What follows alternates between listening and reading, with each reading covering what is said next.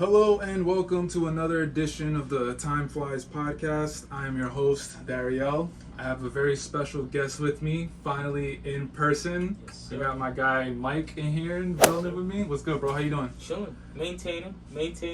Getting used to this mic shit. Yeah, man. Yeah, so if you listen to the previous podcast, we told you that we had something special. We were cooking up something special, and this is it. We're actually doing it in person for the very first time.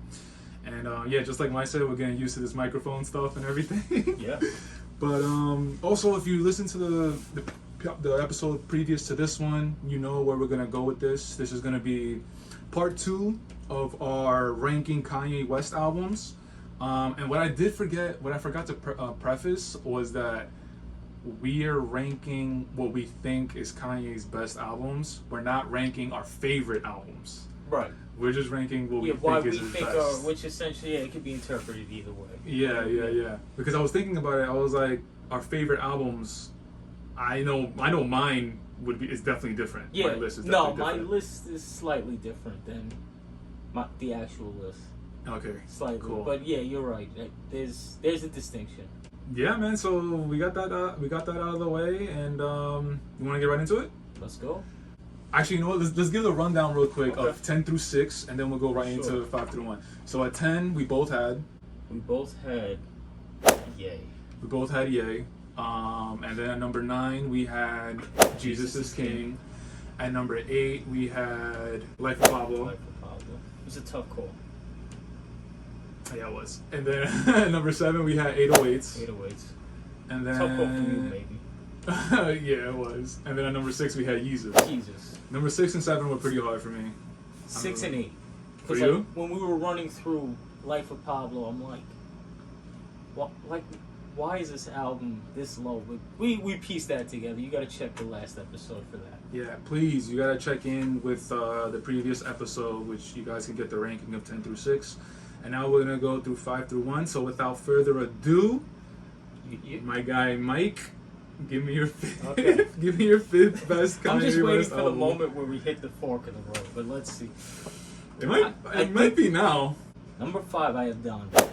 Oh god, me too. Yeah, I didn't think this was the point yet, because I can't see anything above this being below Donda. All right, give me your thoughts, your takes. Okay, so this goes back to the conversation we had a couple of podcasts ago on the recap of 2021. Yeah. Where, I mean, initially, the album didn't hit me, but when it was resequenced on the deluxe edition, it really got me. It's almost a perfect merging of the older generation and the new shit. Because especially even on the deluxe, you have the Andre 3000 verse, which arguably one of the verses of the year. Arguably? Not in my book. I mean, that shit is top 3.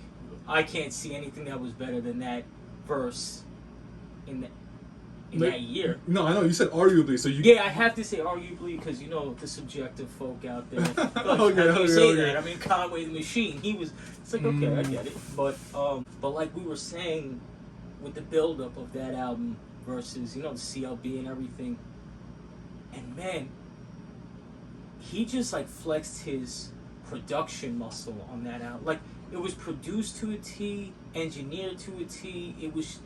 It sounded so like I said the last time, if we started playing that on a halfway good system, it would sound like we're in the studio. Like the drums were the little bit of drums that were on the album sounded so good. It was so well produced. The guest placement was dope. I slept on it. I didn't think he was gonna have that better album than Drake, but that's the conversation we already had, and that shit, and it quickly made its way to like, oh no, this is like not only a good Kanye West album, this is honestly one of his best albums, which only actually came to fruition for me when I'm putting this list together, where I'm like, I can't put this below this. I can't put.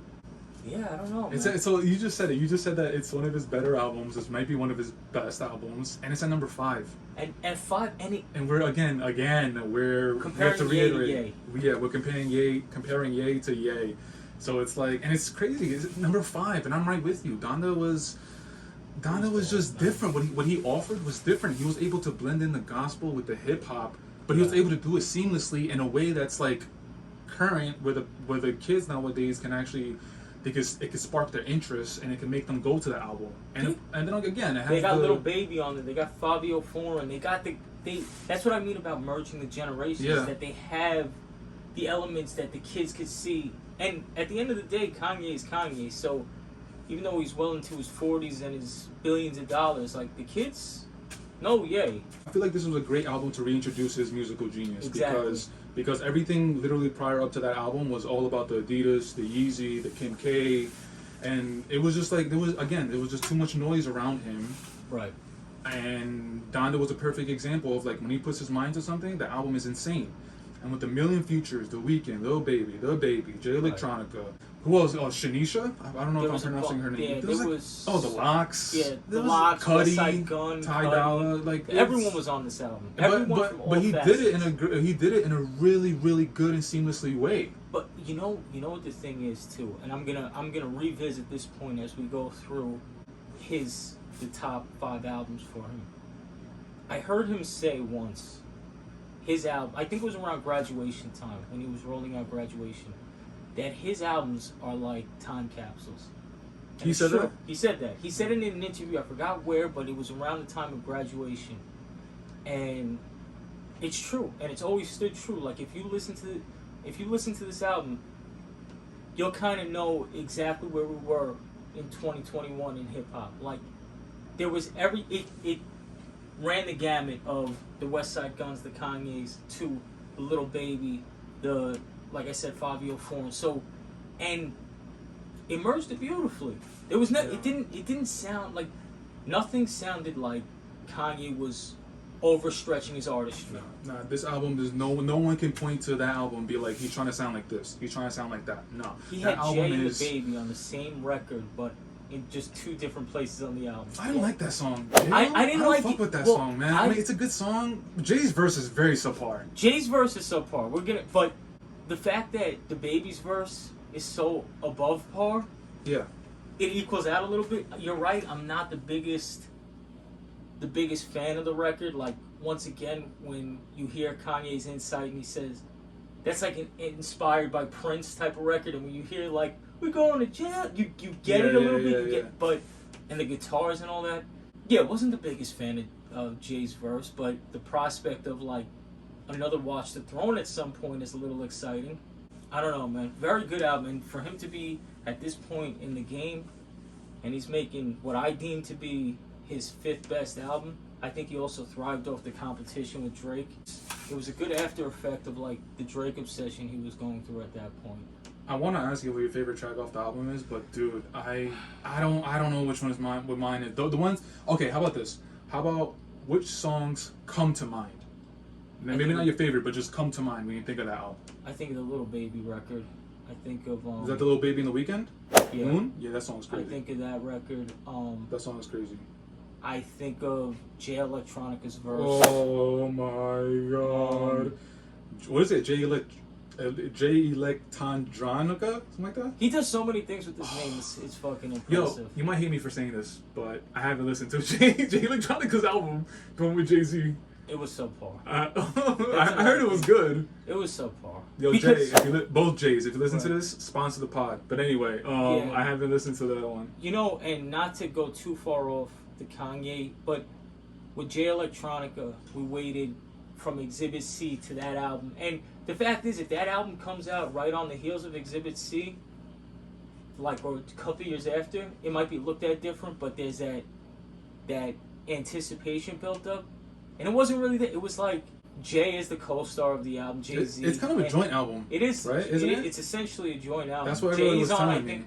if I remember right, I mean, there's roughly maybe like 10 tracks on the album, and Jay might be on like 8 of them. That's a joint album. And that's a joint album. Yeah, and Jay Electronica was going crazy, but Jay Electronica. So when I'm thinking of Jay Electronica, I think that's what it is. Bro, that verse is stupid, bro. It is. No, it's foolish. But I also think, I mean, if we can incorporate the deluxe edition, because being honest, that's No, more 100%. so. That's more so what I go off of. No, me too. But then you also have 3 Stacks verse.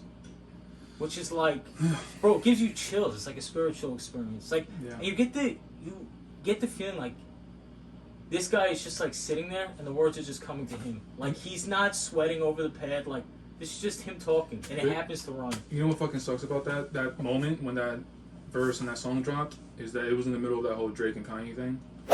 Drake leaked it on his OVO Apple Music radio show. Shit. Strategic warfare. Yeah, but it's like that. But that backfired on him.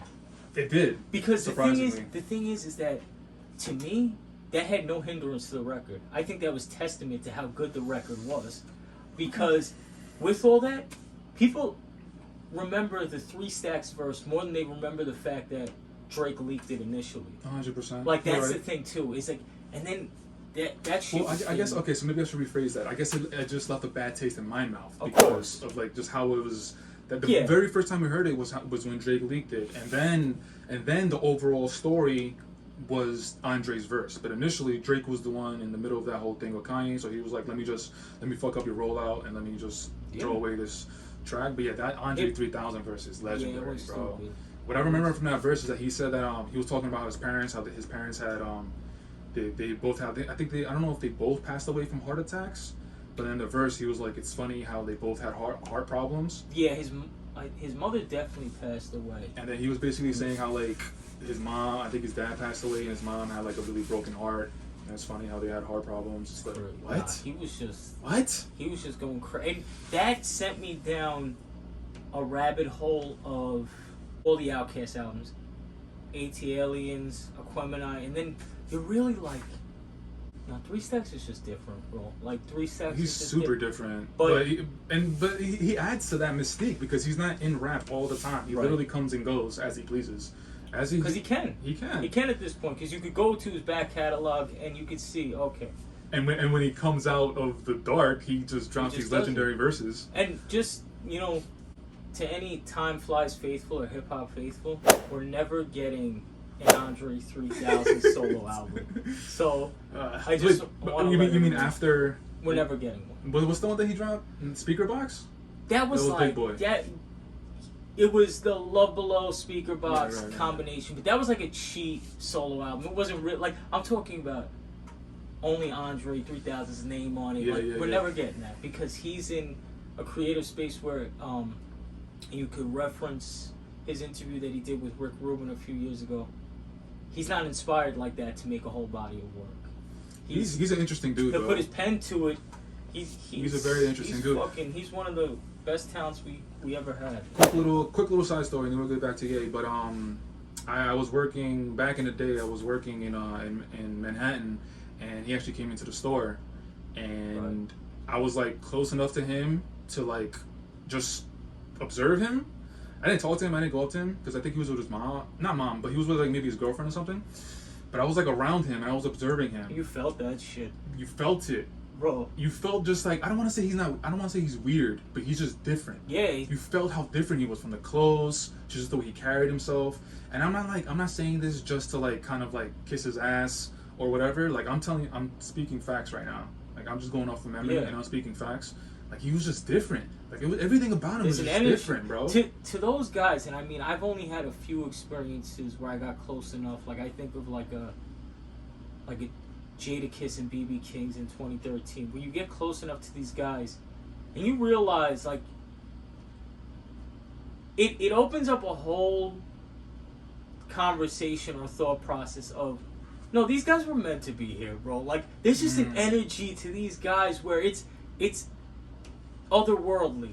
Yeah. Like Andre 3000. He's into the spiritual stuff he's too, heavily right? into. I think Erykah Badu turned that ass out. That's. Oh yeah, they were together. Yeah. I mean, he always had that element. You could listen to, especially I remember picking up on that around the AT-Aliens era, where you're like, okay, there's a depth to this guy that it's not of like the average man, but there's a depth, a higher level to him. I mean, of course, we got the Gemini verse.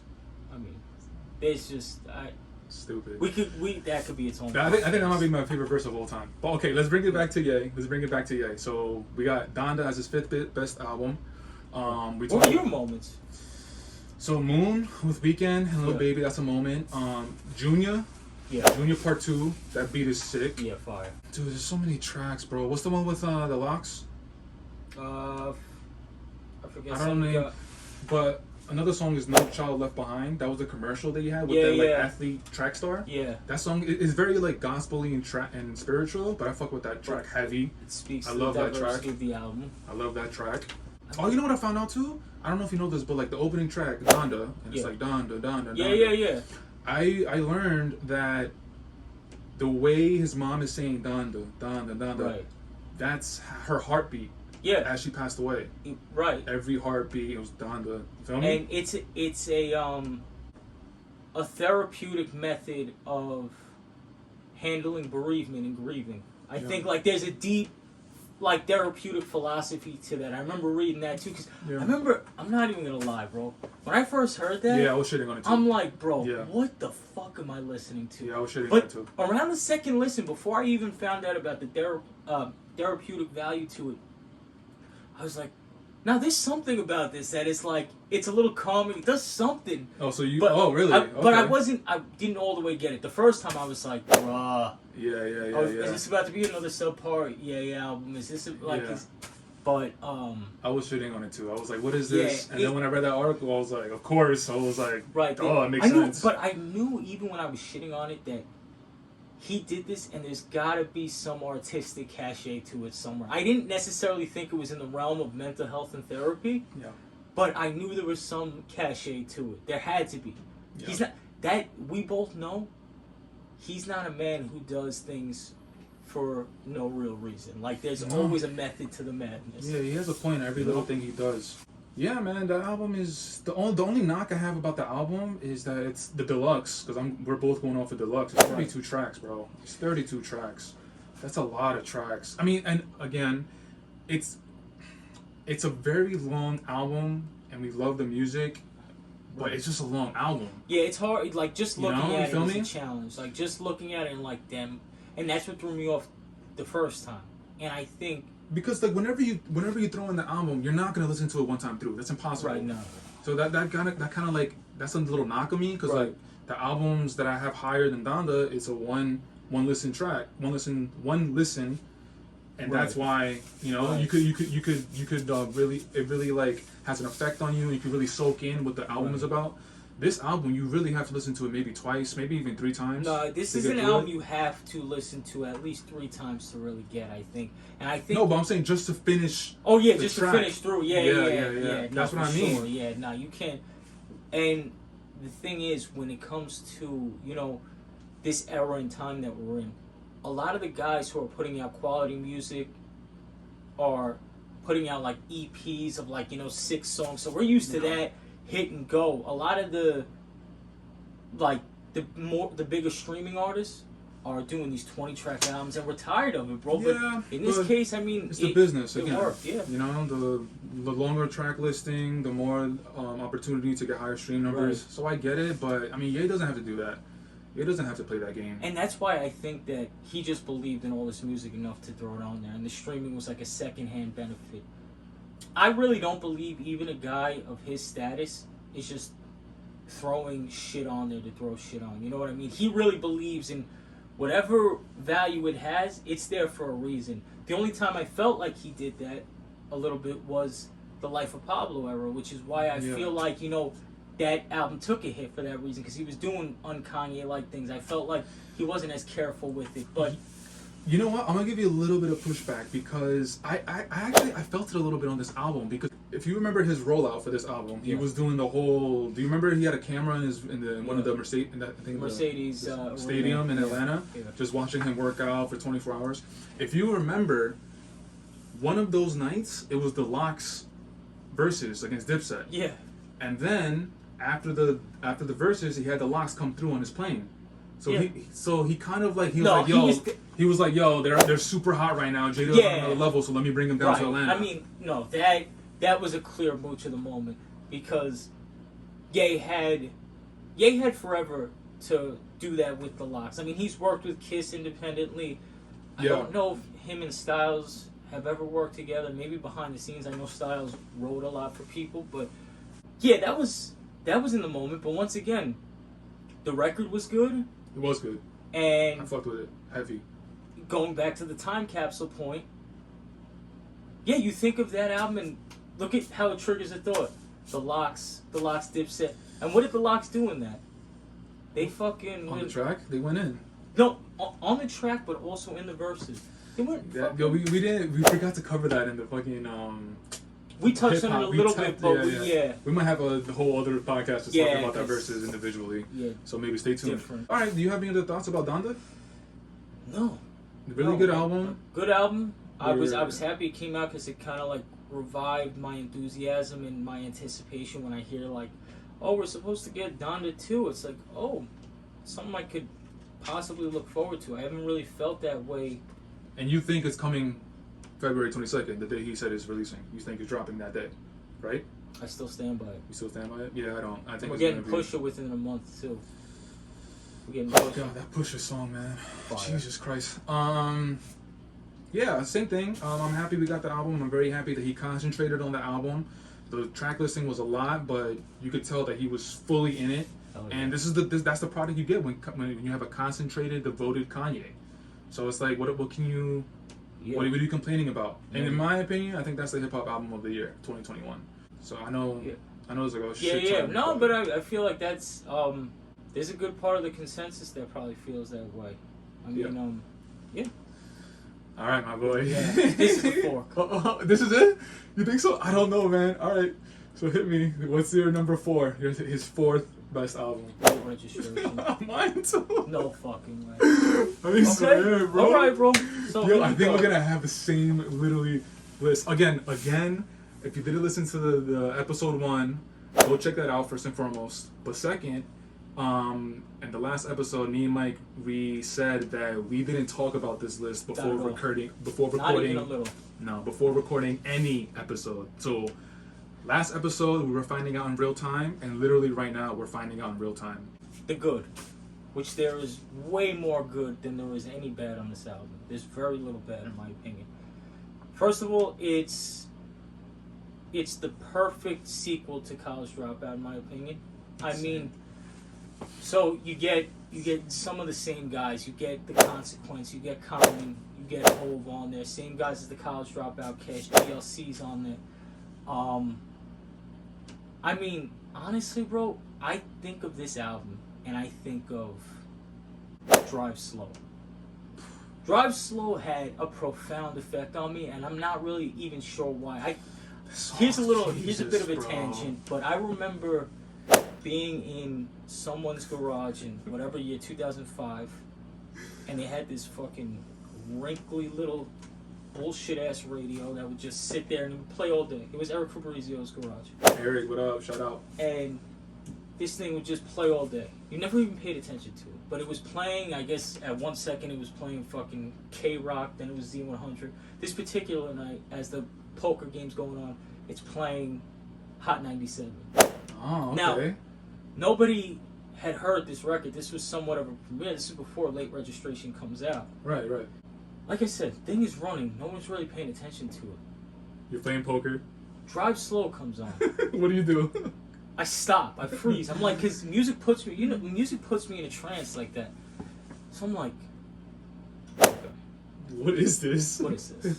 Like, I get caught by like the jazz elements of it. Like it's just, and at that point, honestly, I was in my like opposition towards the South. I felt the invasion coming, and Yeah. and even a Paul Wall verse did not bother me at all. Like, He was because able to blend it. The He music able was to so, blend and it. this is before smartphones, so I couldn't just look it up at that moment. So I had to keep some lyrics stored in my head to look it up whenever I got to music. Shazam. Oh yeah, no, that wasn't there. That around wasn't that time. out yet, No. and this was a couple years before even that. And so I had to keep this, and I actually ended up leaving early just so I could look up this song. Wait, quick question. Did you tell them you're leaving early because of the song, or you made up some excuse? I bounced. I was like, yeah, no, I'm just gonna go. I'm not. But in your mind, you were like, in my when I mind, get I was home, like, I'm gonna... I was a man on a mission. That's funny. And That's funny. yeah, come to find out, it's this fucking song. So obviously, what do you do after that point? You find out what record it is. And by the way, this was brand new at the time. So even when I'm looking it up initially, it's not coming up. So I really had to go through samples. I think it had the same sample as an old Tupac record that I knew from the All Eyes on Me album. So I did a little fucking investigative work, and it was Drive Slow. So I proceeded to LimeWire. Shout out to LimeWire. LimeWire. Me and you partnered to give every desktop computer I ever had like AIDS, and between 8th Street Latinas and hip hop, shout out to LimeWire because my father never forgave me.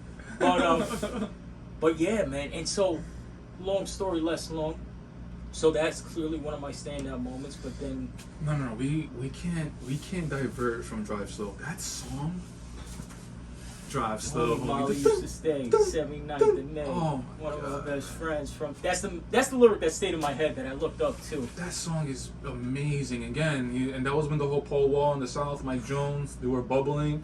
And I'm like you, I wasn't a big fan of that, but the way he was able to blend it seamlessly, bro, was like, what? Yeah, nah. And like you said this when you started talking about late registration. I want to like concentrate on it. How do you follow up College Dropout? You follow up with late registration, bro. Like, yeah.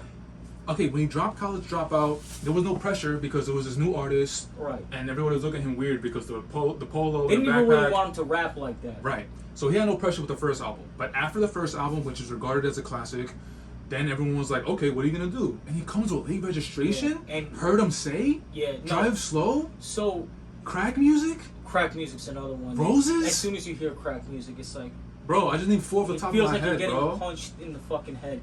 The thing is and why it makes it such a good sequel is because I feel like with those first 3 albums, it is a storyline. Like, it is like, and there's a thread in the needle of like the soul samples and everything, the interesting features. But the one thing that you peep as the series goes on is there's just a little more money you hear in there.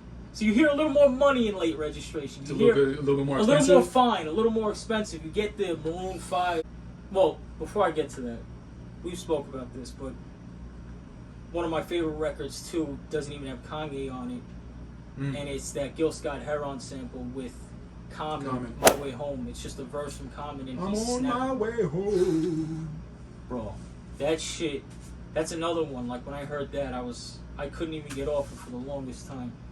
What's your sorry to put you on the spot. What's your favorite track on the album? It's either Drive Slow or My Way Home.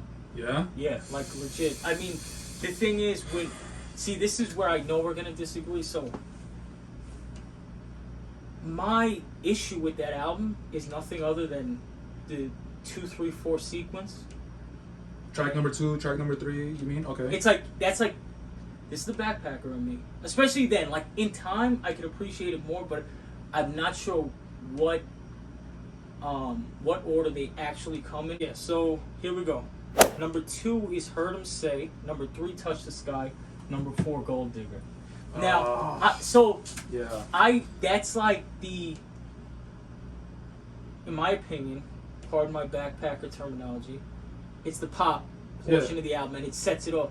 I fuck with Heard 'Em Say though. I know you do. That's one of my favorite Kanye songs. Now, my thing is too, I was never the biggest fan of like the alternative hip hop type of mashup with the Adam Levine hooks. I know, and I mean it's not a bad record, but I don't ever have to hear it again. Really? I'm not bent there. And Adam Levine's voice, like I think, is dope. It just wasn't never for you. stood. It wasn't for me. And okay. then, I mean, Touch the Sky.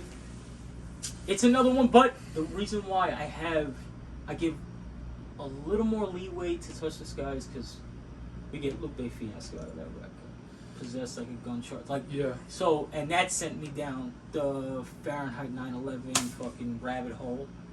And then Gold Digger just like... I've always hated Gold Digger. Yeah, you know... I hated Gold Digger from the moment I heard it. I mean... hated it. With a passion. Yeah. The thing is, like, the only thing that made me appreciate it a little bit is, like, I remember my mother, that video came on TV one time. What happened? Story time with Mike. Yeah, another one. And, I remember, first of all, my mother was always semi-annoyed by Kanye West, but always acknowledged that he had talent.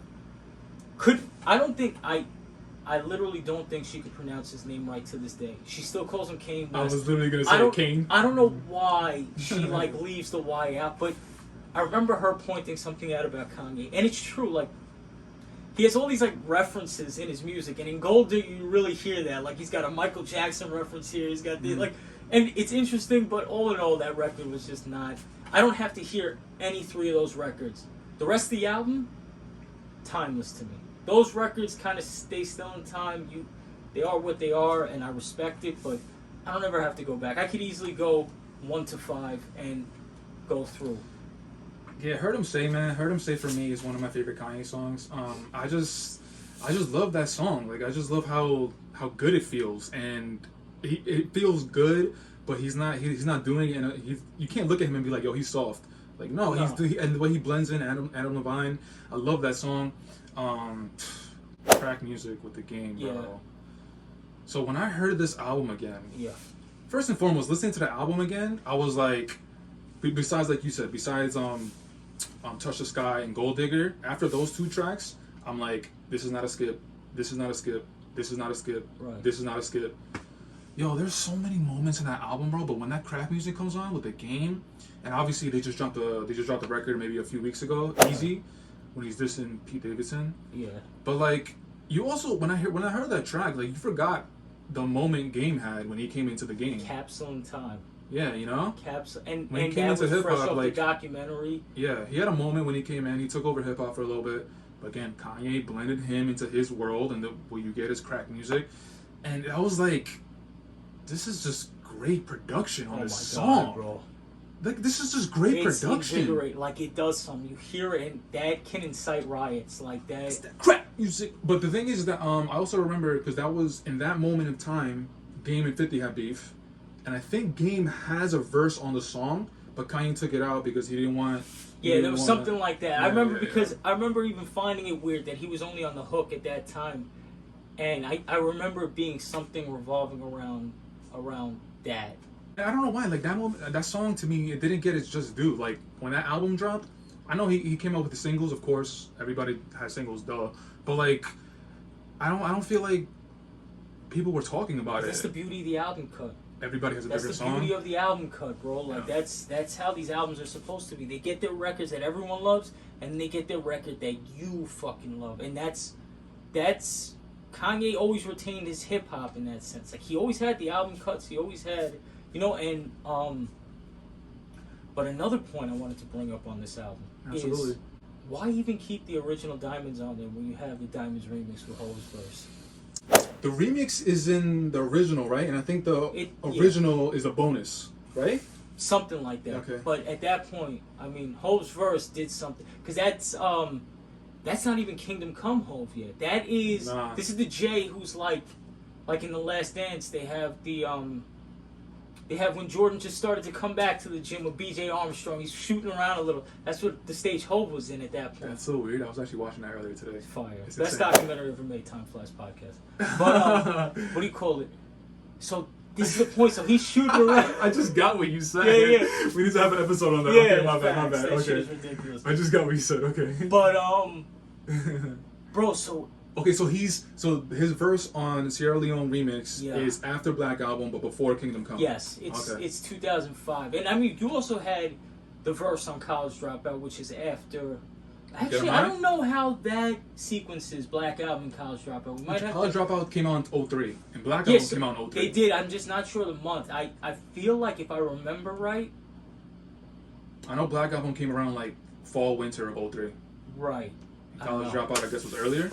Spring? Maybe. So maybe that wasn't but I know that I heard Jay's verse and I mean, oh yeah, my bad. Sorry. the remnants of it still lives. I'm not a businessman. I'm a businessman. Man. Let me handle my bit. And then he just, bro. Damn. Yeah, nah, versus Then it made stupid. me miss. It made me miss Jay. I remember like hearing that in real time, where it was like, oh my god, are you gonna come back or not? Like, what is this shit? And then what do we get? We got something underwhelming, but we did get American Gangster only a year after that, which I feel was a very dope album. But Big facts. But yeah, no, that verse on Sierra Leone is that was crazy. another Kanye's Got Me, Freeway to Foxy, Raji, Tierra Marie, Petey Watch Me, Bleak could be one hit away his whole career as long as I'm alive. And Bleak said that line fucked him. He said, yo, he was on an episode, he said that line fucked him. He was like, ever since Hope said that, it's like, they don't want to hear nothing from me anymore. Like that. Yeah, Memphis is, he had a lot of potential, but stuff just didn't pop out for him. Memphis had joints. He did. His late 90s run he went on. He had joints, but he was under the umbrella where you have Hove and then you have Beanie Emerge, who is in the same vein as Memphis, but a little more prolific. And then Kanye comes and it's a whole. Yeah, it's a wrap. He just got lost in the sauce. In that Yo, I keep remembering just listening to this album again recently, and literally the thought like overtook me, and I was like, he followed College Dropout with this. Yeah. Like, proper evolution. but it fits, it makes sense, and it's like, yo, he really stepped up his game. You can't call this album a failure. Like, everything. You cannot say anything negative about the album. Sophomore jinx does not live in Kanye West catalog. Yeah, man. Any lasting thoughts on Late Registration? Heard Him Say is one of my favorite Kanye songs. It came off of this album. Drive Slow is insane. Crack Music to me is insane. Roses. That Drive Slow verse that Paul Wall had I read recently was actually, this is so fucking weird. It was a verse that he scrapped from Sitting Sideways, and he put it on that beat. I just thought, oh really? Yeah, but it went. Paul Wall did his thing on that too, and I was weirded out by Paul Wall at that time. I'm not gonna front. I even re-listened to the album right now a couple weeks ago. I didn't really pay attention to his verse. Yeah, no, I mean I like what he added, but I didn't really listen to his verse. I wasn't listening. He added the Drive Slow from another angle because the big car culture in Houston with the, but I mean his ad-libbing is just great for that song. Yeah. Drive Slow, homie. That was my Paul Wall impersonation. It's terrible, but whatever. Still Tipping is one of the hardest beats of all time, by the way. That's a fact. But okay. Yeah. As we proceed, You sure? That's where I tie it up. I don't know about you. Cause I just like, okay, so these next four, Late Registration, I want to give them his proper moment. So like, I just want to make sure that you don't have any other thoughts or any other tracks that we're forgetting. Can you pull up the track listing one more time? Yeah. I mean, okay, so obviously there's a Wake Up Mr. West, Heard Him Say, Touch the Sky, Gold Digger, Skit, Drive Slow, My Way Home, Crack Music, Roses, Bring Me Down was hard. Brandy, right? Yes. She bodied that. And that was post all the craziness that happened with her, with the accident that killed someone. Oh, I don't remember remember all of this. What happened? Yeah, she kind of disappeared off the map after a bad accident. It was just a case of bad luck. Bad car accident ended up killing someone. Oh, shit. So We Major with Nas. Oh my god, yeah. It was GLC? Nas and GLC? Really dope. Oh, really dope. Okay. Oh. Yeah, I knew it. I knew we were forgetting something. I knew it. Cameron and Consequence. Bro. Jesus Christ. How did I even... No, that's... I mean... Holy shit. The thing... And I mean... I'm going to speak about this a couple times in this episode because it keeps reiterating itself. One of the greatest things that early Kanye West did was really bring Consequence to life. Like, because Consequence could always rap his ass off. He's Q-Tip's cousin. He's affiliated with the Tribe Called Quest. Like, Jungle Brothers. That Native Tongues family. But even at the time when all that was bubbling, he was kind of... You heard him on Tribe Records, especially towards the latter part of their run, like Stressed Out. And I always thought, like, he had a very distinct, it was a very Queens, New York style at that point. And Kanye had a vision for that guy, and it exploded, bro. Like, I mean, granted, there were no, like, albums to come out, but, like, his verse on this, you hear it, man. Like, the storytelling, his ability to just... that verse always blew me away. Cameron bodied it, too, but... Something about Consequence's verse, beat... I'm not a big Cam fan. I know. I'm not a big Cam fan. It took a while for me, though. And there's not... I'm sorry to interrupt, but there's nothing to take away from him. Like, I understand his importance to the culture and rap and hip-hop and all that. I understand that, and I appreciate that. But it just never connected with me. So, that song, to me, I like it. It's a really good song, but I was just like... Yeah. No, but see, that was, like... Another thing you'll notice with me is... one of my favorite qualities about Kanye is his ability, like I've said before, to like merge worlds. Yeah. And to like hear people from opposite sides of the spectrum in hip hop and think, nah, this would sound good together over this. There's nowhere else in the world you're ever gonna get Cameron and Consequence. But it's man, Yeah, that was a record for me. this album is just full of that. Brandy, throwing Brandy on the track, Adam Brandy. Levine, Bo Wall. He has, mind you, he has Nas and Jay at a time where this is still Yeah, I didn't think about pre-resolve, pre-resolution. We major? Come on, homie, we major. We major? Going back to your Consequence little rant. You know what I always think about with Consequence? You remember that song Grammy Family? Of course, that's what came to mind. I didn't bring it up here because I had a feeling it would trigger you to, but yeah. That song is dope, Yeah. bro. Kanye's verse, that beat is sick. And that was on a Khaled album, right? album. Yeah. It's just dope. That song was so dope. I had that as my ringtone on my Motorola Razr. I had that as my ringtone, bro. I mean, that was a ridiculous. That Remember song what was Hov did to that on fire, Hot 97, bro. right? Yeah, he had a freestyle. And that's what he said on Rob Markman's Twitter Spaces. Hov did it, bro. Like, Y'all don't want me to pull out the Grammy Family freestyle? yeah, no. That's Jadakiss. I don't know why I did that. You're merging a lot there, and listen, I'm here to roll. What's Jay-Z's laugh? I can't do it. I'm not even gonna dare impress. Alright, I'll do the. That's it. That's the safest way to do. Yeah, man. Yeah. Okay. All right. So I think late registration we talked about it enough. Fire. Yeah. All right. So I'm gonna give you. I'll go first this time Sure. because I've been putting you under pressure a lot. All right.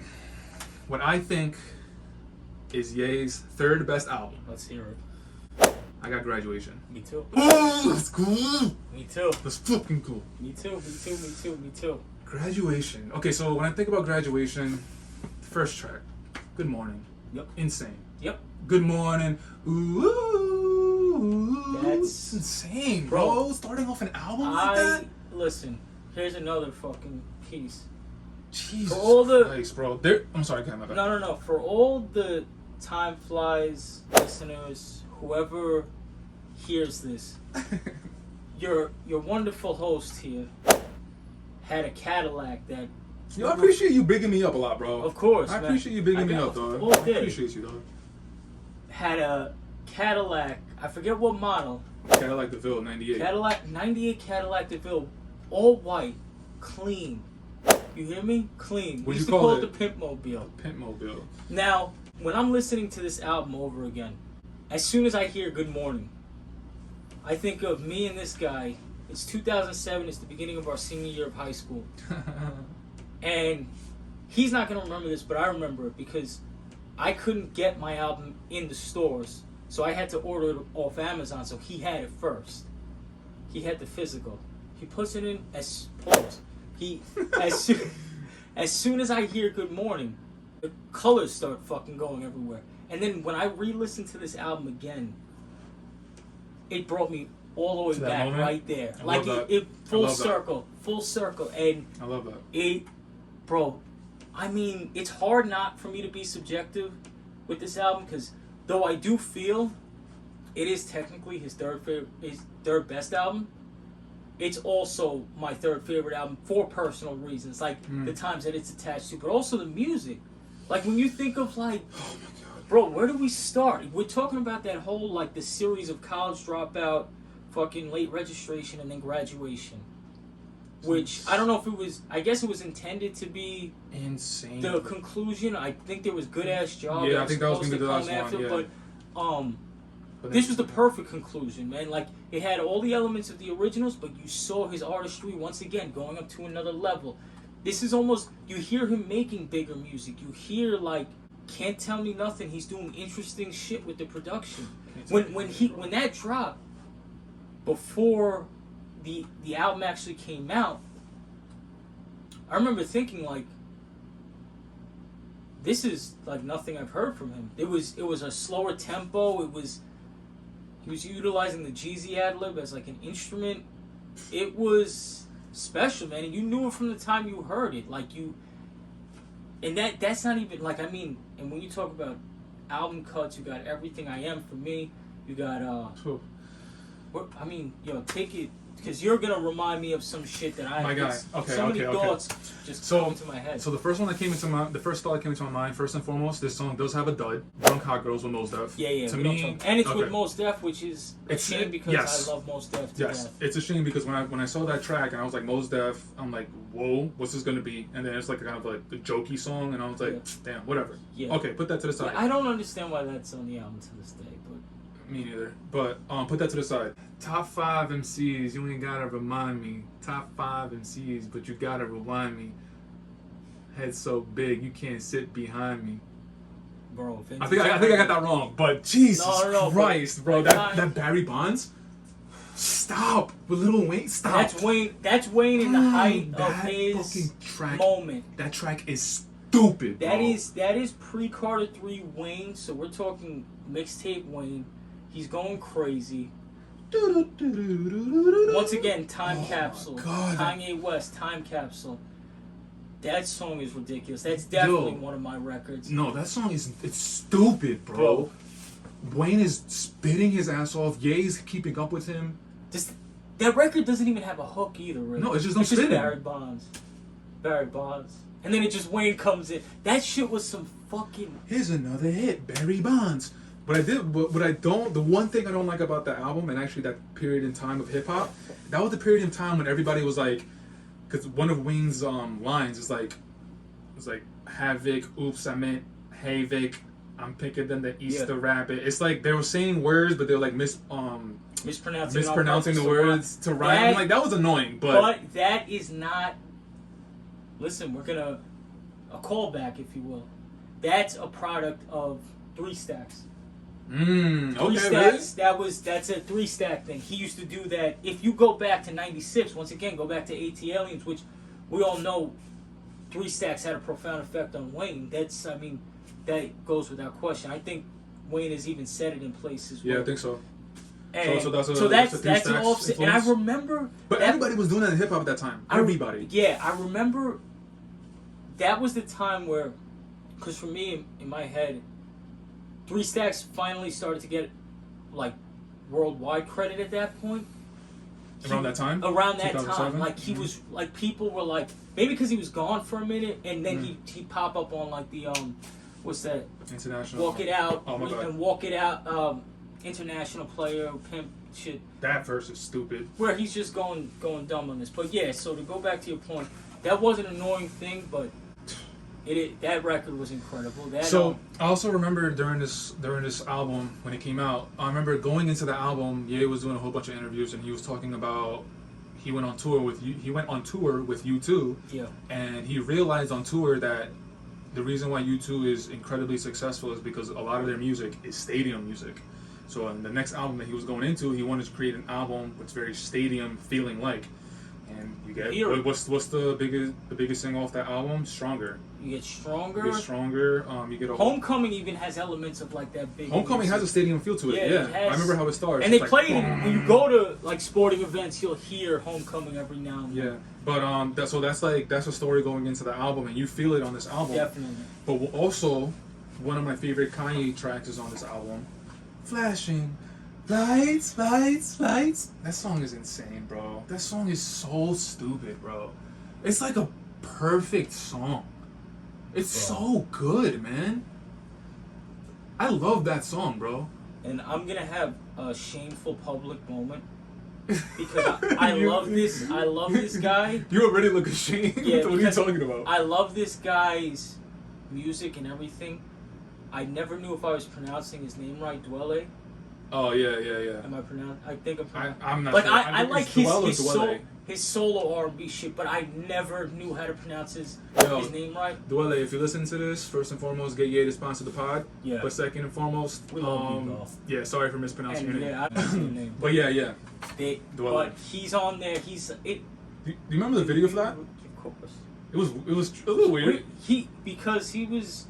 Yeah. You know, he was getting to the point though in that album particularly, where Ye was starting to stand alone. People were starting to say, "Okay, he's on his own. Yeah. We gotta let him go. We gotta let him do his thing." So you start seeing like, I don't believe a record like Stronger happens before this. I think that a lot more of that experimental shit started to happen because people were seeing, oh, this guy's special, let him run, and we'll see what we get. But so you get these videos, you get the interesting music like Can't Tell Me Nothing, you get Can't Tell Me Nothing is insane. Stronger, which I believe had a Daft Punk influence. Yeah, Stronger is not.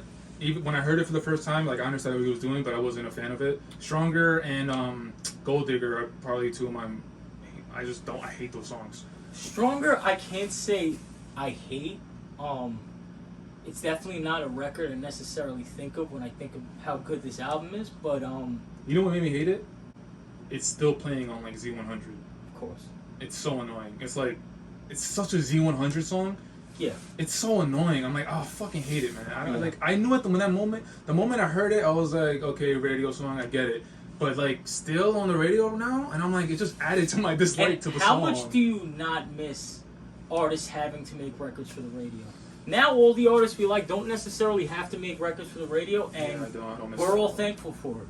Yeah. Consumers, fans alike, we're all thankful for that shit. Because Yeah, nothing was worse than hearing a clear example of, oh, this is the radio record. Okay, let me just... And then even having to skip it during listening to the album. But overall, fucking amazing.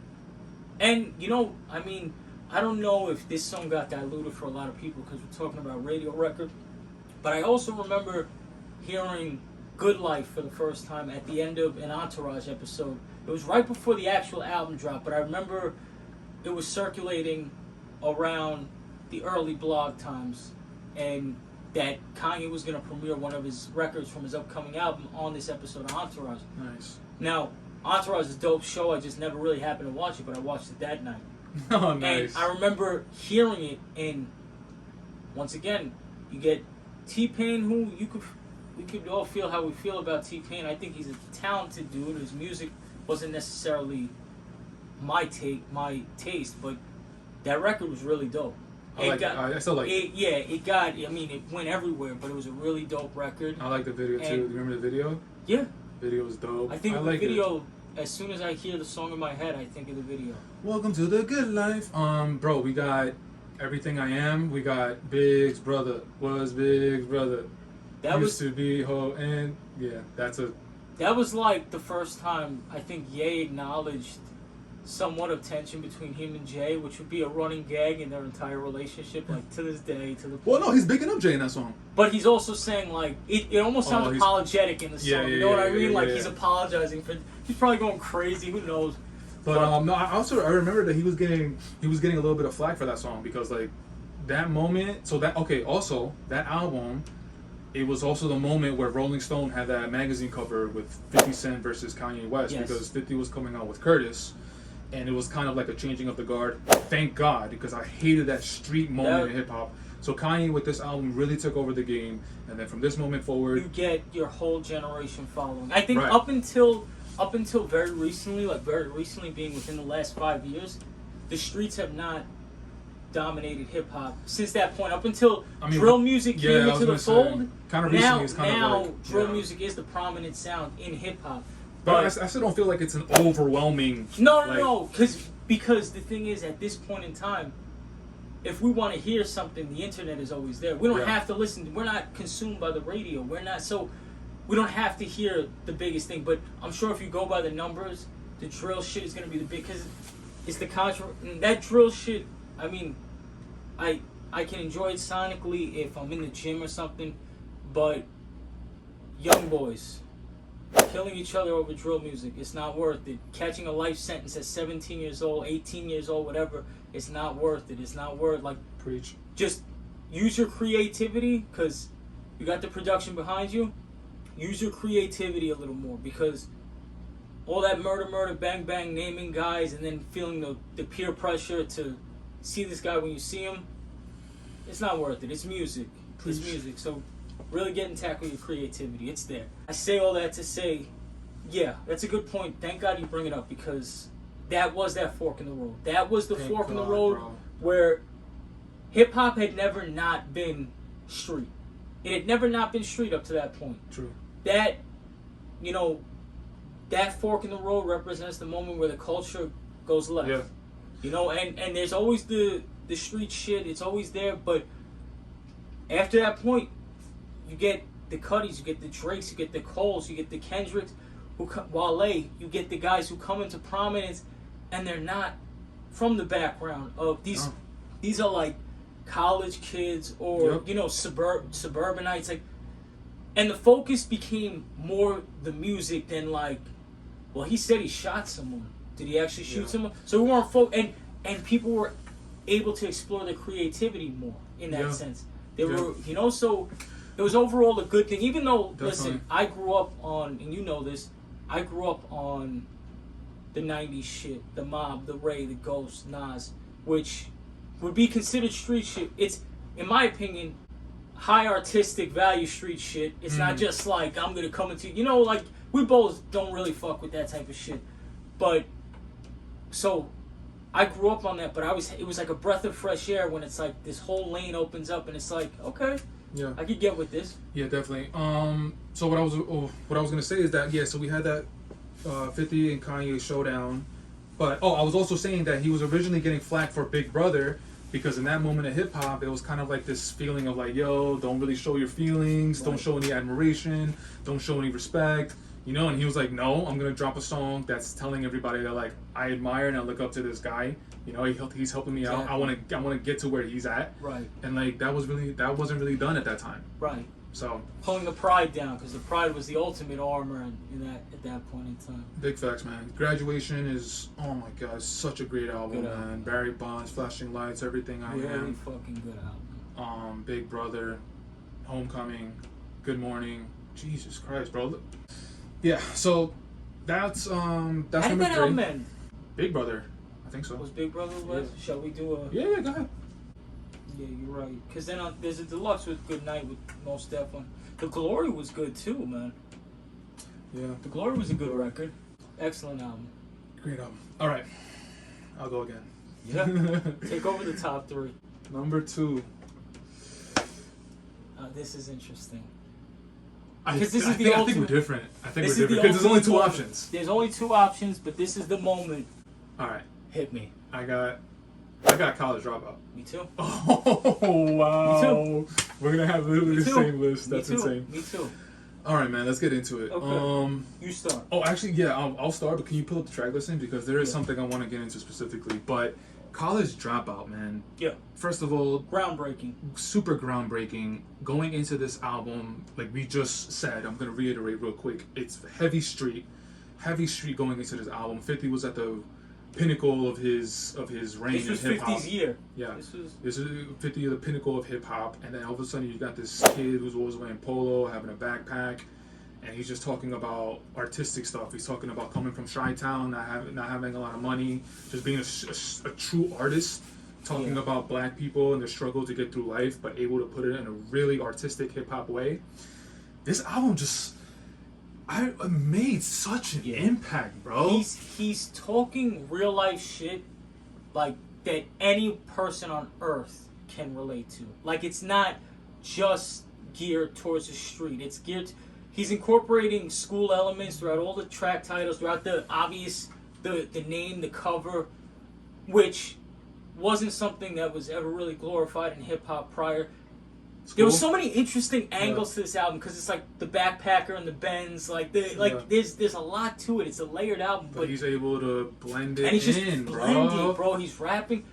It's just crazy to think like this is a Rockefeller release. So this is, I mean, to put it in perspective, like you said, 50's at the height.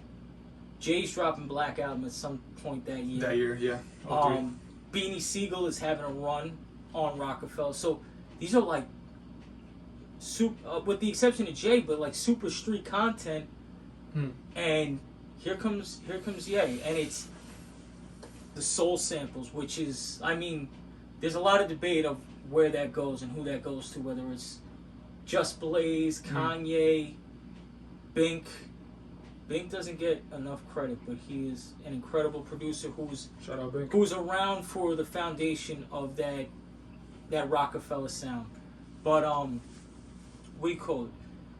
So yeah, when I'm hearing this, at that point, we're what, 12, 13 years old? I remember Yeah, 12, 13, yeah. you know, you're not. You just know it's different. You know, I mean. Every morning I had my CD player walking to school. Every morning, and it was College Dropout for like months on end. Bro. Just automatic College Dropout.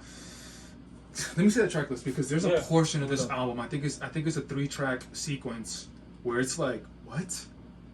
And I think I know which one it starts off with. I think it starts off. Thank you. It starts off with Working this gravy shit. Yeah. Yep. Shit. It starts with I'll Fly Away. It's I'll Fly that Away. Fucking record, Spaceship. Bro. And Another then it goes Consequence into verse. yeah. Bro. So it's I'll Fly Away, Spaceship, and then it goes into Jesus Walks. Jesus Christ! Those 3 tracks back to back to back. My God. Oh my God. The first gospel hip hop record was made, bro. That I ain't made shit, and I wish I could buy me a spaceship and fly. and they're all just for me. Once again, though, Consequence. This is Back where. to the sky. My bad. I had to, bro. This record here, man. That shit, I could hear it now. And you just, bro. I love Spaceship. Spaceship is one of my favorite songs on the album. That song is there's beautiful. There's so many like gems that he unearthed on this album with Consequence. Even you get GLC, like guys that have been around, like we spoke about Consequence, but GLC had been with Ye since inception. Like I think him, Rhymefest, GLC, whatever, were in the Chicago scene together, but nobody really knew about GLC, at least in our generation, up until that point. It's just, bro, and like I always talk about the interesting features, putting Mos Def with Freeway on 2 words, like. Yeah, but hold up. Okay, so we got those 3 tracks of sequence, right? Right after Jesus Walks, we got Never Let Me Down with Jay-Z. Right after Never Let Me Down, we got Get 'Em High. Talib and Common, bro. That's like, that's a 5-track sequence, dog. Get 'Em High. Bro, that's a 5-track. Listen to what I just said. I said I'll Fly Away, which is kind of a skit, but it sets up Spaceship beautifully. Sets it up beautifully. After Spaceship, you got Jesus Walks, his hit single, and obviously. And it's bro. It is a dark gospel record that is mainstream hip hop at that point, and everyone loves it. Okay, so after Jesus Walks, we got Never Let Me Down with Jay-Z. After Let Me Down with Jay-Z, we got Get 'Em High with Talib, and Common. Are you kidding me? Bro. That beat for Get 'Em High? I got the bounce, I got drugs, I can't call it, I got the swerve like alcoholics.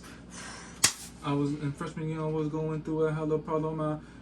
Damn it! That's what I mean. He was talking shit that like no. God, that 5-track sequence is insane. Bro, that gave, and this album also gave, like I was just talking about Consequence and GLC, but on a more grand scale, it gave new life to guys like Common. Yeah. To guys like Talib, obviously Black Star fame. Talib, like lyrics stick to your red.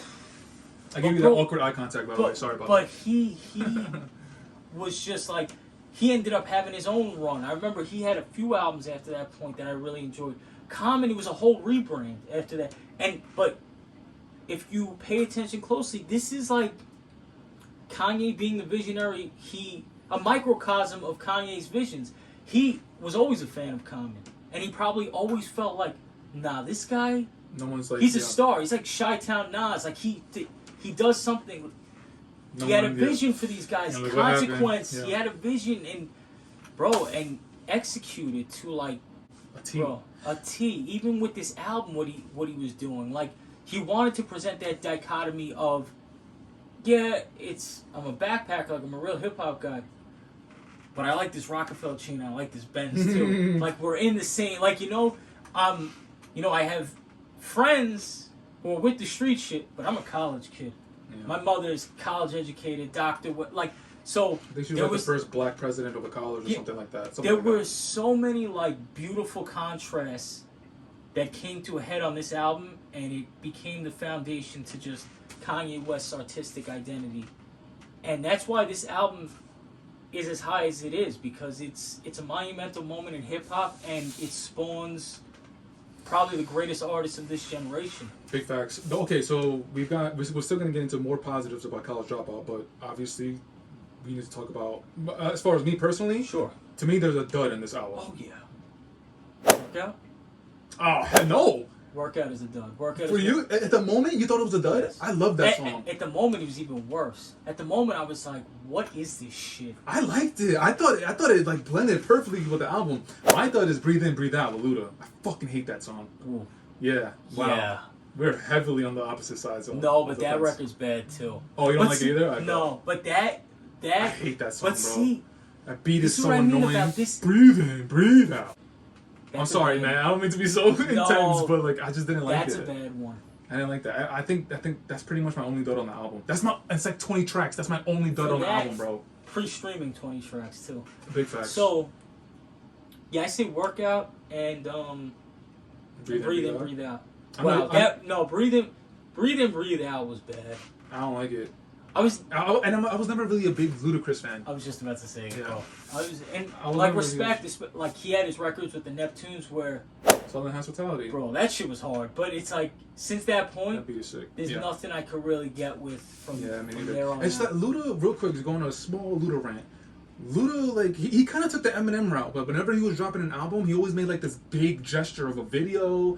You know, like, his videos had, like, his arms that were, like, 10 times bigger and shit like that. But see, that's... The chain with, like, a legit midget on it. I'm like, No, dude, see, like, I don't... That's annoying to me. That's not...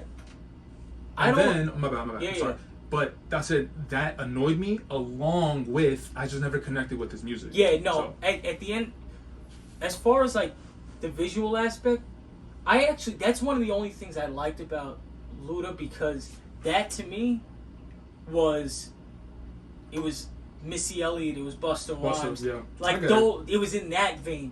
I get like the shock value aspect with the Eminem stuff, but I don't know, Luda. Yeah, it never. I mean, I'm sure there's people who Ride love by him, Luda, yeah. like No, I get it. like but yeah, it was never there for me. I don't know.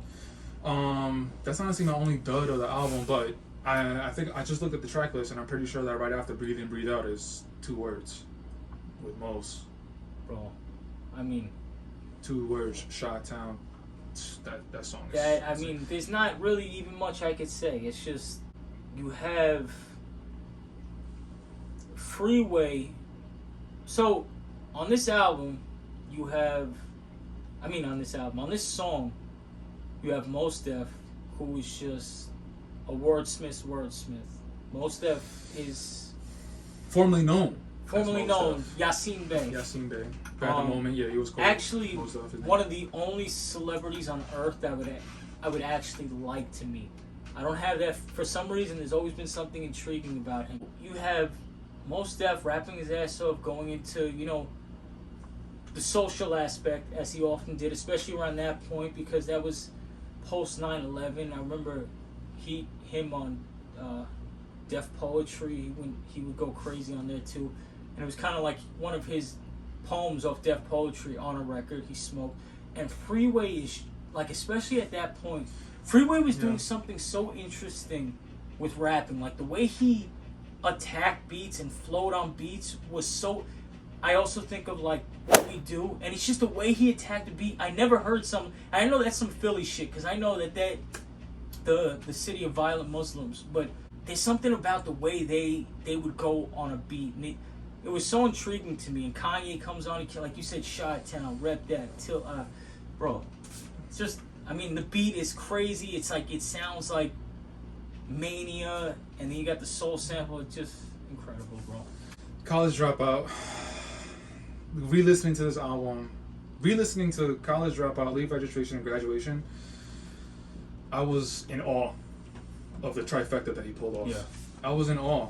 And especially with College Dropout and Late Registration. Graduation, I still to this day go back, like, kind of recently. Like, I go back to it a fair amount. Me too. But Late Registration and College Dropout, I haven't gone back to those albums in a while. So when I listen to them again to prepare for these episodes, I was in awe of those first 2 albums. Late Registration, there's records on. Like I said, I still go back to Gone. I still go back. All the records we named as like our top points, I still go back to with Late Registration every now. Same thing with College Dropout, but incredible. Like you said, when it comes to the 1, 2, 3, I think of it even like in all terms of like creativity. How many movie trilogies do you know that all three were just not even Godfather? Godfather 3 was like super subpar. Like this sequence of events, this sequence of albums, like, and they're all dope. Everyone could mix and match. I don't think there's anyone on earth that could, or any fan of hip hop that could say that any of these albums are trash. Those three? There's no. Okay. Everyone can have their own opinions and subjectivity, but no, incredible. All right, man. Drum roll. Drum roll. That leaves only one album. I don't have to guess what it is because we both know what it is. I can't believe that we agreed on this entire The whole thing. list. That's dope, bro. and it's like incredible. It's I did not expect us I to didn't have every either. album. I didn't either. But let's get into it. What we think is Kanye's best album. We got My Beautiful Dark Twisted Fantasy. Where do we start? Okay. Where do you want to start? Go ahead. Where do you want to start? With a synopsis of why this is his greatest album. Go ahead, hit me with So, it. without getting into specifics, it's the culmination of all the things Kanye does great. Like, it's the peak of his artistry because it's simultaneously an amazing album from a musical standpoint, and it's a very hip-hop album also, because you get all the nuances of, like, all of the lights, which has fucking everyone from Rihanna to fucking Sci-Hi the Prince to Elton John doing background vocals on it. And then you get a posse cut like So Paul. And then, but even... I'm so Paul, Spalding, Ball, Donald Trump taking dollars from y'all. And then, but, you know, even when you think of like the record with him and Ross, Devil in a New Dress, right? Oh my First God. of all, Ross has one of the verses of 2010 at that point. Facts. Maybe and that's him coming into his moment, which is another thing about this album. It catches artists on the cusp of their moment. It's right before Ross had that run, right? BMF. Ross is coming. Nicki's verse on Monster. Nicki's about to spawn into the biggest thing on earth. She has the best verse on that song. We're gonna get to that. Okay, keep going. Sorry. Yeah, so keep going. Go on. Pusha T's resurging as a solo artist at this point because Runaway. this is so Runaway, So Appalled, but you know, and like I said, to go back to Can't forget the record of Ross and Ye, Yeah. because it's the microcosm of why this album is so great, because he puts a fucking guitar solo in front of Ross's verse, so there's just a guitar solo playing. You don't get that a lot in hip hop, especially up to that point. And then Ross comes in and It annihilates. I mean, it doesn't matter what type of rap or hip hop you like, there's nothing you could say bad about this verse. Like, there's nothing. So Ross had to, you probably know this, but Ross had to write that verse a couple times. Yeah, 'cause he made initially Nicki Ye Minaj- didn't like it Nicki Minaj had to write her Monster verse too, like he was because Ye pushes people to end up. and look at what it comes exactly. with. So my bad. Keep going. no, so and I'm going off on a tangent. No, go here, ahead, bro. But he's incorporated at the same time where he's pushing the culture forward with these artists who are coming into the moment. He's also acknowledging his OGs, because here you get I believe it was either Havoc or RZA that assisted on the intro, It was RZA. which Yeah. is incredible. I love that fucking record. You have Raekwon and Cudi on the second Gorgeous. track together. So Ray is there. We know Ghost's admiration for Wu. Jay is on So Appalled. So Jay's verse was trash though. it was. I'm but, sorry. You know, keep going. My bad. Keep going. so it's just like you're getting all the elements of Kanye West, musical, hip hop, inspiration, pushing the culture forward. Bro. Wait, did you say So Appalled for Jay-Z, or did you say Monster right now? So Appalled and Monster, he was on it. And I know Monster, Jay-Z's verse was trash. But my bad. So Appalled, my bad, I take that back. Yeah. I thought when you were talking about So Appalled, I thought you were talking about Monster. That's why I said Jay-Z's verse was trash. I stand by it. Test that. Oh, wow, we're going to get into it. No. But, okay, so, oh my God, where to begin? Where I want to begin is I want to begin of where the state of Kanye West was going into this album. So going into this album, this is right before the whole Taylor Swift DMAs, Yes. saying Beyonce's video should have This won is for like DMAs. my favorite era of Kanye West. So this is when Kanye basically was canceled before cancel culture. And everybody was like, fuck Kanye, how could he do that to Taylor Swift? This is her moment, why is he taking away her spotlight? All that stuff. Can I pause briefly? Oh, just give me one quick second, let me just go through ahead, all do this. your thing. So, Okay, no, go ahead, go. No, I just wanted to say something quick and stupid. Go ahead. Hennessy owes Kanye West money for what he did at the VMAs. You should have just said it, bro. Yeah. That's a big fact. He showed up to the VMAs with Hennessy, right? And then everywhere you went, Everybody was I mean, Hennessy was always a thing, but not the way it was after he was that messing point. with Amber at the time, I believe so. But anyway, so yeah, that's the state of the Kanye-ism going into the album. So there was pressure on Ye. Yeah. And guess what? He delivered. fucking delivered. Just like he delivered in late registration, following up college dropout. Just like he delivered with graduation, following up late registration. When he's put in these situations where he has to rise to the occasion, he doesn't come out with good stuff. He comes out with fucking classics, bro. Yeah. Fucking classics. That's and a huge and I'm gonna reiterate what you just said. There are a million moments in this album. Nicki's verse, Ross's verse, Cudi and Raekwon on a fucking album together. At all the features on all of the lights. He had Drake, Rihanna, Elton John, a million people, Fergie, people that we don't really Look hear. at the notes. Yeah, look at the notes. It's like a fucking essay of features. Oh my god, bro. And my personal favorite song on that album is Devil in the New Dress. But you also got Chris Rock interlude on Blame Game. Yeah. That was a moment, bro. Legendary. That skit or that interlude or whatever Legendary. was amazing. The song Blame It's Game. still the song. John Legend? That's the initial song on that album that got me as I went in. Though I Oh found, my god. bro. Yeezy taught me. Well, I gotta thank Kanye for this. And then everyone wanted a Chris Rock skit. I'm seeing parts of your pussy that I never seen Yo. before. Yeah, everybody wanted Chris Rock skit after that. Yo, there's so many moments. Another moment going into this album. It's not the album, but he premiered Runaway on the VMAs. Yes, I remember with that. Pusha T. I remember as soon as I heard the piano, I was like, oh, the same thing as the Drive Slow moment, where I'm like, okay.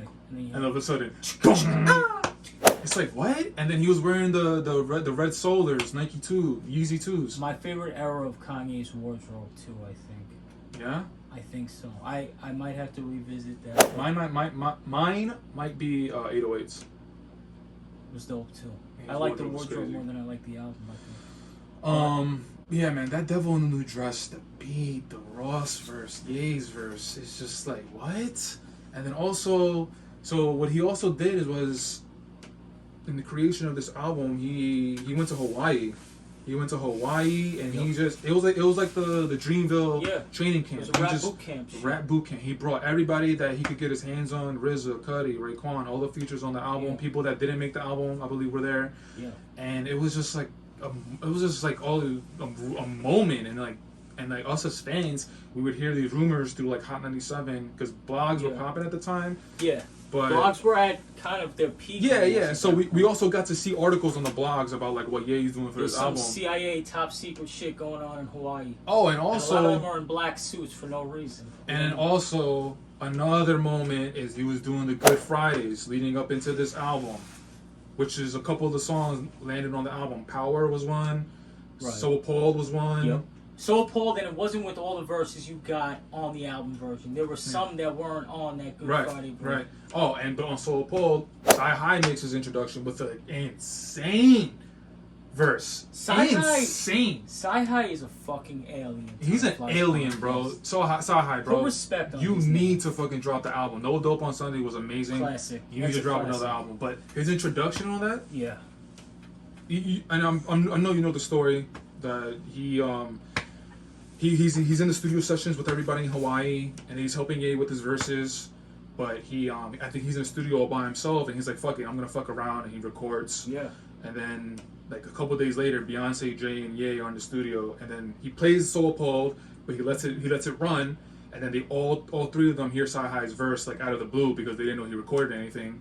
And then Beyonce told Ye, "Is like, yo, you need to keep this dude on the track because that verse is insane." You better listen to Beyonce. So that's how Sci-Hi landed on that track. Bro. Insane, man. Yeah. It's just like That album is. it's a moment in Perfect, time, bro. It's a moment in time. Like I was saying, the VMA performance when he premiered Runaway, his Yeezys, the whole Hawaii, the whole Good Fridays. The Good Fridays were fucking. The Good Fridays, you get one of the best J. Cole verses you'll ever hear in your life. Was it? It was at the end of Looking for trouble. Looking for trouble. Yes. I totally forgot about that. J. Cole's verse was insane. That was a moment for J. Cole. That was a moment that. But nobody like. I don't understand why that wasn't like really pushed. I get it. It was part of a Good Friday release, but like I don't know. Podcasts weren't popping at the time. I feel like that verse didn't get its due. Nah, that verse was insane. I remember in the blog spaces. You remember people posting about it? People were going. Yeah. Right. I remember people like. I remember before I was even able to hear the record because God knows what I was doing on a Friday night at that point in time. Thank you for reminding me, but bro. That I verse remember was legendary. seeing a bunch of shit on blogs, or even like, I never really had a Twitter, but I always kept up with certain accounts just to see for musical purposes. Right. I remember people just talking about who pissed J. Cole off, who did. I'm like, what the fuck are they talking about? Then you hear that verse, bro, and I mean he snapped. But that verse is legendary, bro. That good music up until that out, bro. I remember, bro. This is amazing that was November marketing. 2010. Yeah. And the album, even if this is back in dinosaur ages where we went to buy the CDs too, but the album cover had a poster that came with it, and you could also like fold out the booklet.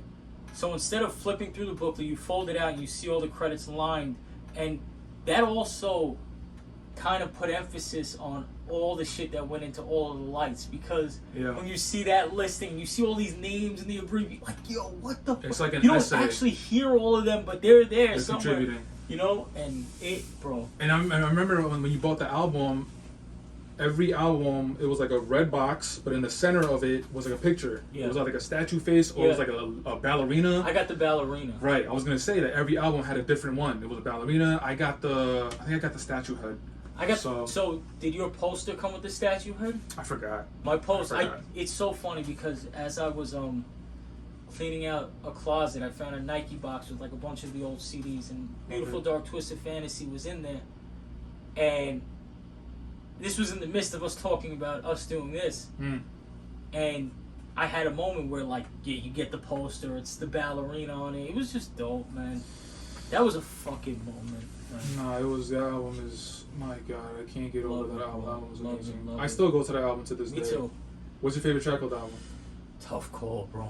I don't know. Mine is Devil New Dress, no question. Bro, I don't know. It's tough, man. Nah, bro, I'm putting you on the spot. I need an answer. I'm sorry, bro. I need an answer. Damn, man. I mean, if I'm really gonna go off just the top, I might have to say that introduction, bro. Really? It was something about, because you hear like Nicki doing the voice, like the Scotty Beam, whatever that voice that she was doing, but it was so like calm, and then you just, bro, boom, like drums. It's that RZA feels, bro, that just vintage shit. Okay, so thank God you brought Nicki up, because we gotta get back to the monster. Yeah, let's talk about it right now. What are your thoughts? Nicki's track. It's Nicki's track. It's Nicki's track. It's the most important. It's probably, one of the most important verses on the album altogether. Facts. She goes crazy. Don't get me wrong. Facts. But listen, man, I enjoyed Jay's verse. Jay's verse was horrible. It wasn't horrible.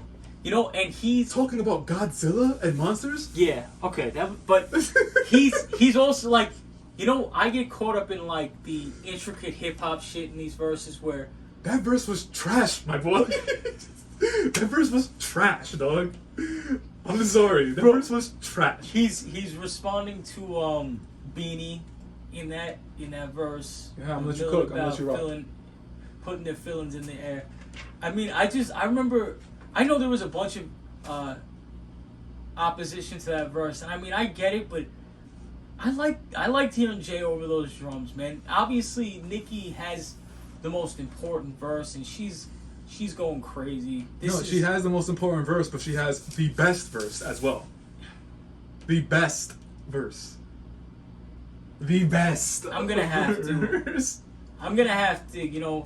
As much as I want to push back on that. No, you can push back, bro. Nah, there's no pushback. There's really no pushback other than subjective feelings. There's no actual pushback, because now when I'm actually processing it, that's what I do on this TimeFlies podcast. I process in real time. Nah, I give that. I give it up. Dude, when I heard it for the first time, I was like, Jay, stop. I was like, what are you doing? First of all, First What of did all, she say? yeah, her Like a hairdresser. her verse is just stupid, bro. She's talking about monsters too. That's another. You get every aspect of Nicki Minaj's versatility. She's going in and out of characters with the voices. She does a little bit of her mixtape shit. I think she does everything on that verse other than like harmonize. Dude, she gained my respect with that verse. That verse, I was like, I get it. Like, you want to sell, so you want to go poppy. I get it, but like, I know you can spit now. So I'm like, I'm not gonna like, whenever she after that verse, every time she promoted her album, she was doing the whole Barbie stuff, putting out pop singles. But I never looked at her and was like, she has no talent. The funny thing about Nicki Minaj is that now I didn't put the two together at first. But I remember Nicki Minaj from way back. mixtape days? Yeah, like Come Up DVD, I think it was. Oh shit, really? But because her appearance physically was so different, I didn't even think. But I remember because I was also just like I was heavy into the blogs. I was heavy into the DVDs too, whether it was Smack or the Come Up. So and obviously my part, whether it was battles or it was freestyles, it was one of the two. And I remember seeing this girl. They said she was from Queens, and she was fucking going. I was like, this bitch. I never thought anything of it because at that point, there wasn't like the female presence. At that point, you probably had Remy Ma. You might have had a couple. But right before she there went wasn't. away. Yeah, there wasn't the a strong female presence. and you thought, okay, she's nice, but I don't know what I'm ever gonna see of this. And then Remy went to jail, and Nicki just took but, over. But by the time Nicki comes, I think the next time I see anything of Nicki is Bedrock. It was on, I think, that Young Money compilation album. I'm not even putting two and two together until someone says that she was affiliated with Big Fendi back, and I'm like, oh shit. Because at this point, this is pre-surgery. This is like, there's no dye in the hair. There's no character. She's coming, like... Just straight. That was a... You gotta give her respect, though. She definitely. She had an opportunity, she took it, and she just never let it up. Yeah, so that monster verse was a moment. So appalled. I'm so appalled, spalled, and bald. Donald Trump taking dollars from y'all.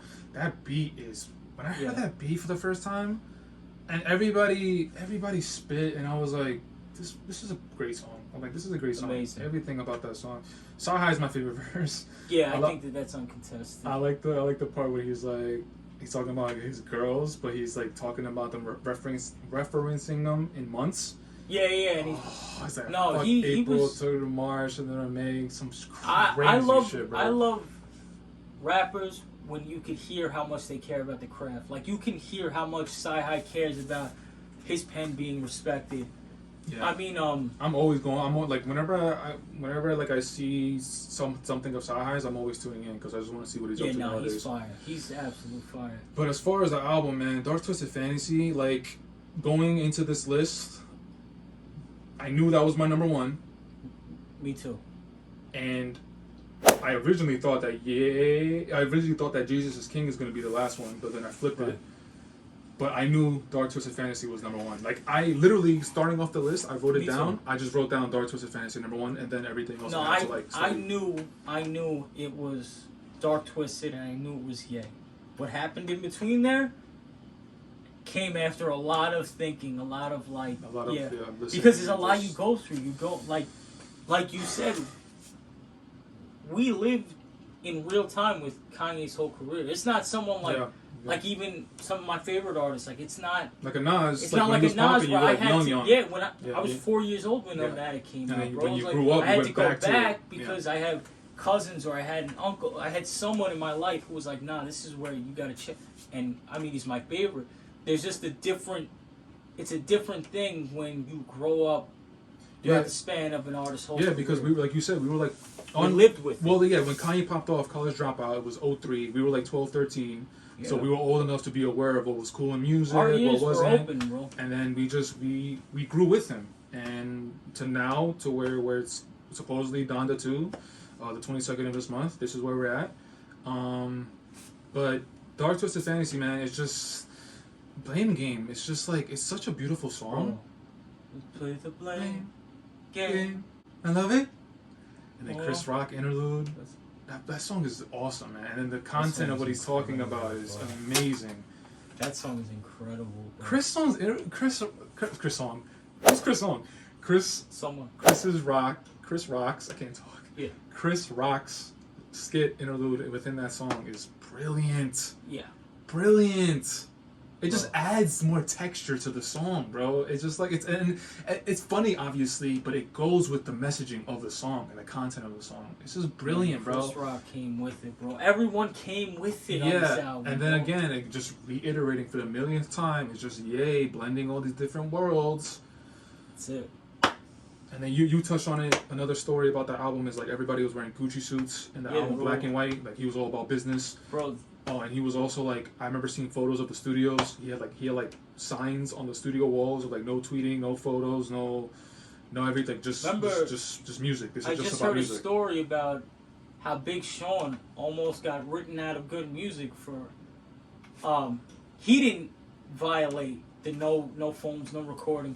He had a guy with him. Did you hear that story? That was on Drink Champs. He had a Shout guy out Nori. with him who I guess got a little his fan friend, happy. Yeah. Took a picture of Beyonce, and they thought it was Sean. Sean almost caught the boot, but he had to tell his man, go back to Detroit. Oh man, yeah, Twisted Dog Twisted Fantasy is just forever gonna be my number one. It's just a moment. Like everything you said, Good Fridays, the music, the blending of the worlds, everything just fit perfectly into this album. Bro. And he had all this pressure, and he came through. And I think that's the moment Kanye kind of took over the world. That is the point. I think Kanye it went from like, oh, this guy's the biggest star in hip hop, and I think it's that very moment with all the things you just named where people are realizing, oh no, this guy, like, different. He might be the best artist the greatest artist of this generation. I think that's the moment where they start to see it, because you're getting like the orchestral like value of all the lights you're getting, like everything, bro. The rollout, the marketing for it, the fact that, bro, it's like a top secret project going on in Hawaii. Everyone's flying out there for this. Everyone's in uniform almost to like. Yeah. He was in a different land. And he came through because, like I keep saying, he was under pressure, but he came through. And the videos, we talk about the Runaway video where Love It or Hate It, but it was a short film. He's making short films out of this shit. He was putting his true artistic stamp on his project, and it's a classic. And that's it, bro. I think this is his best album. I think so too, because we have the same list. But man, all right, so we did it, yo. Everything was subjective. We gave our personal take of what we think Kanye's best albums are. It just happened to be the same. Everything you've heard from the last 2 episodes was in real time. Mike and I are very excited to hear about Donda 2. Hopefully it actually comes out. And yeah, man, we're just looking forward to more Ye projects, more Ye music. Hopefully all this stuff going on, the noise around him. And yeah, again, I should reiterate that the reason why we wanted to do this was because the reason why we wanted to do this is because there was just way too much noise surrounding Ye. And Mike and I were huge music fans, hip hop specifically, and we just knew what Kanye means to hip hop and music and the culture, and we're just trying to talk about something else. Bring it back to center. Yeah. Bring it back to center. This is why everyone cares about this guy so much. Obviously, people like the gossip titles. People like the paparazzi shit. He likes it too. Yeah, he does it himself. But we have to bring it back to center. The reason why we care about this guy is because of what he did in music first. This is why he's important. He's always had that element, even when he was in the college dropout late registration days. He always had that element of being a little like extremist, you know, because you hear stories about him just like, I'm a rapper as well, like I can rap, and he was like, he really forced his way into getting an album. Yeah. So he always had that in him. It's just lately it's just been way too much, and yeah, we just want to reel it back in and give him his flowers for the albums and music and everything he contributed to the culture. So yeah, man, I mean, we're gonna keep, and also as far as time flies, we have ideas of how we're gonna continue this with other artists as well as other topics. And recommend any artist that you might want to hear a piece like this on, whether it's their best albums, mixtapes, whatever. If you like, follow, subscribe, comment, leave artists that you would want to hear this level of analysis on. of our fucking, fake analyst shit that we got going on here. Let us know. We're just fans, man. We're just Let us fans, know. and we We're love talking fans. hip hop and Talking movies, shit. TV shows, sports. We love talking, so that's why we do this. But yo, before we officially sign off, just your social media stuff if you want to plug it in one more time. Your Instagram and all that stuff. Instagram / Mike.Pruno. Instagram / IBGR, inspired by Gold Ropes. It's You say you can start working on it. Right? yeah, The blog? the blog inspired by Gold Ropes. Yeah, man. Yeah, man. Yo, let me know too. I'll do everything I can to support it. I'll repost Appreciate it, everything, bro. You know that. Already. Yeah, you already know. So yeah, if you tuned into this episode as well as the previous episode, first and foremost, thank you so much. I appreciate your time and energy listening to the episodes.